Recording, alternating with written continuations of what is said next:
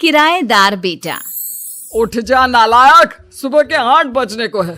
तुझे एग्जाम नहीं देना क्या? थोड़ी देर और सोने दीजिए ना पापा। तू उठता या फिर मैं तेरे ऊपर पानी फेंकूं? रोज गधों की तरह सोता रहता है, पेपर की कोई टेंशन ही नहीं है। और एक हमारा समय था जब हम पेपर में फेल होने के डर से रात भर पढ़ा करते थे, सो ही नहीं पाते थे। तो क्या अब आप उसका बदला मुझसे लेंगे? मैं 15 मिनट बाद उठ जाऊंगा, आप प्लीज जाइए, मुझे डिस्टर्ब मत कीजिए। इतना कहकर रौनक रजाई ढककर फिर से सो जाता है। तू वैसे नहीं मानेगा, रुक मैं अभी पानी लेकर आता हूं।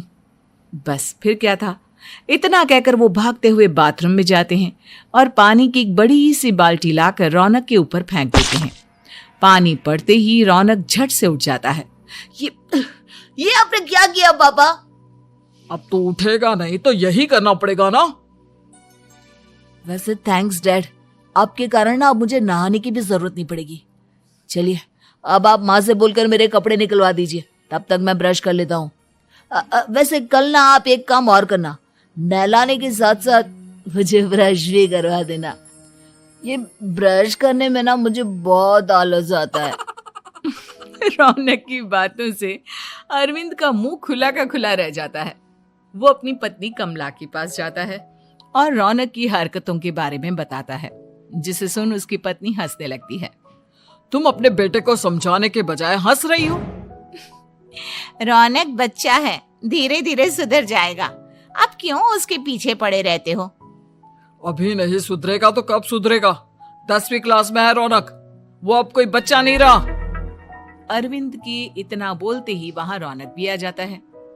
क्या डैड, मैंने आपको एक काम दिया था, वो भी नहीं हुआ आपसे। अरे क्या हुआ बेटा?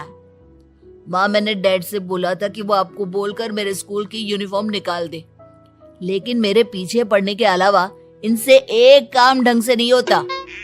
देख रही हो कमला, देख रही हो अपने लाडले को? अरे आप चुप रहिए जी। चलो बेटा, मैं तुम्हें कपड़े निकाल कर दे देती हूँ। बस ऐसे ही साल पर साल बीतते जाते हैं, लेकिन रौनक के रवैये में कोई बदलाव नहीं आता। वो पहले से भी ज्यादा आलसी और पूरी तरह अपने माता पिता पर निर्भर हो जाता है। 2 साल बाद पता नहीं कहाँ गायब रहता है पूरे दिन, अब तक तो आ जाना चाहिए था। अरे आप इतनी फिक्र क्यों कर रहे हैं उसकी? दोस्तों के साथ खेल रहा होगा, आ जाएगा अभी। ये कोई टाइम है खेलने का? 10 बजने वाले हैं, इतनी रात में कौन खेलता है? कमला कुछ कहती उससे पहले ही रौनक वहां आ जाता है। मम्मी जल्दी से खाना लगा दो, बहुत भूख लग रही है। तुम्हें तब तक खाना नहीं मिलेगा जब तक तुम बता नहीं देते कि इतनी रात गए कहां से आ रहे हो। ओ प्लीज डैड, अब आप एसी पे प्रद्युमन बनकर मेरे सर पर बंदूक लेकर मत बैठ जाना।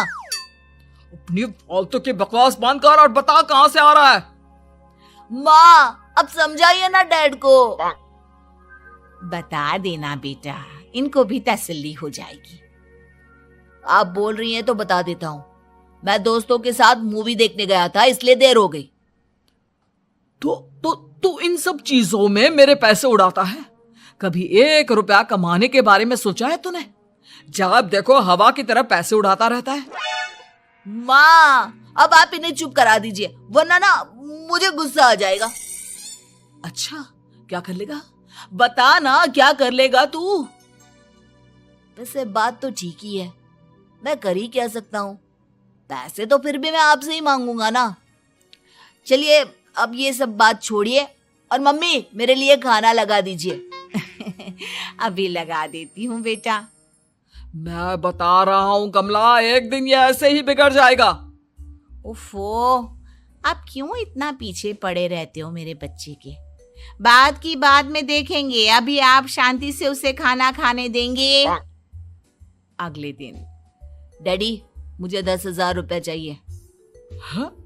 अब इतने पैसे क्यों चाहिए तुझे?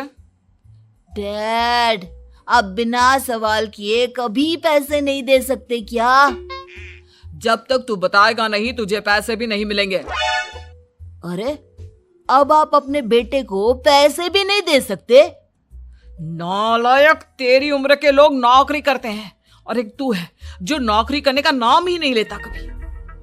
आप लोगों के होते हुए भला मैं नौकरी क्यों करूं? अरे हम कब तक पैसे देंगे तुझे? तुझे भी तो अपने पैरों पर खड़ा होना होगा ना। कौन सा उधार के पैरों पर खड़ा हूं? अपने ही तो पैरों पर खड़ा हूं मैं। इसी तरह रौनक दिन प्रतिदिन लापरवाह होता जाता है। उसकी लापरवाही को देखते हुए अरविंद और कमला अपने बेटे की शादी कराने का फैसला लेते हैं और 1 महीने के अंदर अंदर ही रौनक की शादी मेघा नाम की लड़की से करा देते हैं। शादी के कुछ दिन बाद, रौनक, मुझे एक अच्छी सी साड़ी चाहिए, आप ला दोगी ना? हाँ, क्यों नहीं। कितने तक की आती है साड़ी?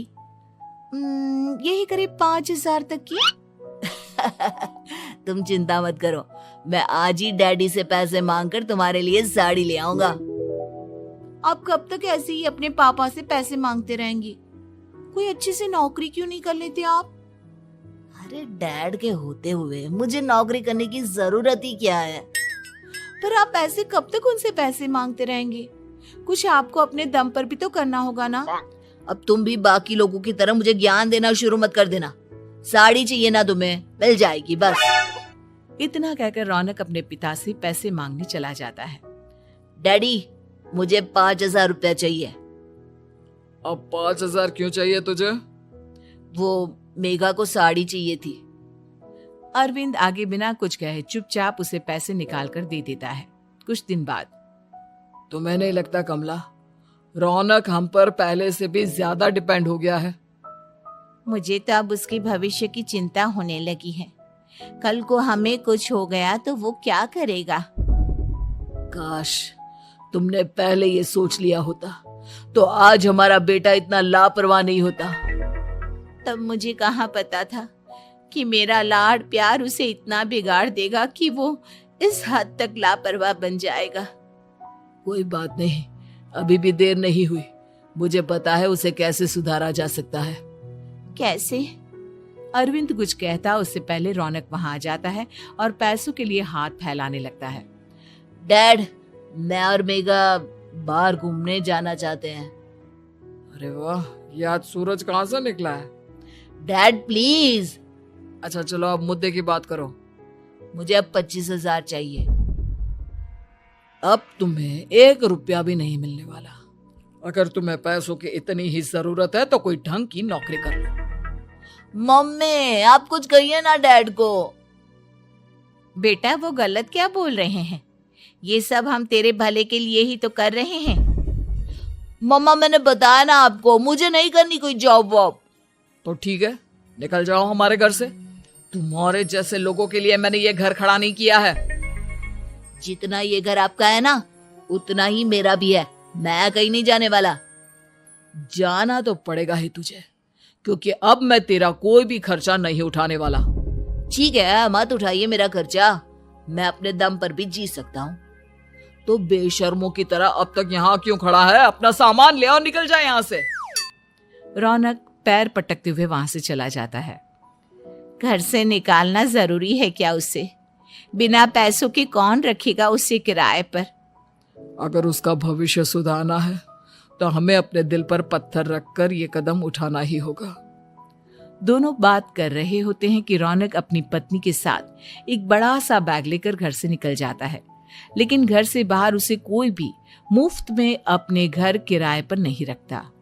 अंत में थक हार कर वो फिर से अपने घर चला जाता है। क्या हुआ? थोड़ी देर पहले तो दहाड़ते हुए घर से निकला था, अब क्या हुआ? नहीं रखा ना किसी ने तुझे किराए पर? डैड प्लीज, मैं कुछ दिनों में कोई अच्छी सी नौकरी शुरू कर दूंगा। आप तब तक तो हमें रख लीजिए प्लीज। सुबह से रात हो चुकी है लेकिन कोई हमें रखने को राजी नहीं है। अब आप ही बताइए, इतनी रात को मैं मेघा को लेकर कहाँ जाऊंगा? ठीक है, बहू की वजह से मैं तुझे घर पर रख रहा हूँ, लेकिन तू इस घर में एक बेटे की नहीं बल्कि एक किराएदार की हैसियत से रहेगा। 3 महीने हैं तेरे पास। इन 3 महीनों के अंदर अंदर मुझे तेरी पहली तनख्वाह हाथ में चाहिए, समझ गया? पक्का डैड, इन 3 महीनों के अंदर अंदर तो कोई बढ़िया सी नौकरी ढूंढ ही लूंगा मैं। ऐसे ही धीरे धीरे समय बीतने लगता है और अरविंद के दिए 3 महीनों में से 2 महीने बीत चुके होते हैं। पापा जी ने हमें 3 महीने दिए थे, जिसमें से 2 महीने तो बीत चुके हैं। अब ये आखिरी महीना बचा है। अरे तुम चिंता मत करो, आज मेरा ना 2 जगह इंटरव्यू है, दोनों में से कहीं ना कहीं तो जॉब लग ही जाएगी। अच्छा, all the best. Raunak interview के लिए निकल जाता है, जिसके बाद शाम में रौनक घर आता है। कैसा गया इंटरव्यू? आपकी नौकरी लगी या नहीं? अरे पहले सांस तो ले लेने दो अच्छे से। बताइए ना, मुझसे तो जरा भी इंतजार नहीं हो रहा है। वो दरअसल बात यह है कि मेरी नौकरी तो लग चुकी है, लेकिन पैसे बहुत कम है। कितने पैसे हैं? 15,000। इतने में अरविंद और कमला मिठाई का डिब्बा लेकर आ जाते हैं। बधाई हो बेटा। हम जानते थे तेरी जॉब जरूर लगेगी। लेकिन मेरी सैलरी बहुत कम है मम्मा। कम है तो क्या हुआ, धीरे धीरे बढ़ जाएगी। हाँ बेटा, हम तो बस चाहते थे कि तू अपने पैरों पर खड़ा हो जाए। मतलब अब आप मुझे घर से नहीं निकालेंगे? नहीं, ये सब हमने तुझे जिम्मेदार इंसान बनाने के लिए किया था। Thank you mummy papa. अगर आप दोनों ऐसा नहीं करते तो मुझे कभी अपनी जिम्मेदारियों का एहसास तक नहीं होता। आज आपने मुझे सिखा दिया कि इंसान का अपने पैरों पर खड़ा होना भी जरूरी होता है। इतना कहकर रौनक झट से अपने माता पिता के गले लग जाता है और अपनी कमाई की पहली तनख्वाह वो अपने माता पिता के हाथ में सौंपता है। इस तरह रौनक एक गैर जिम्मेदार व्यक्ति से एक जिम्मेदार व्यक्ति बन जाता है।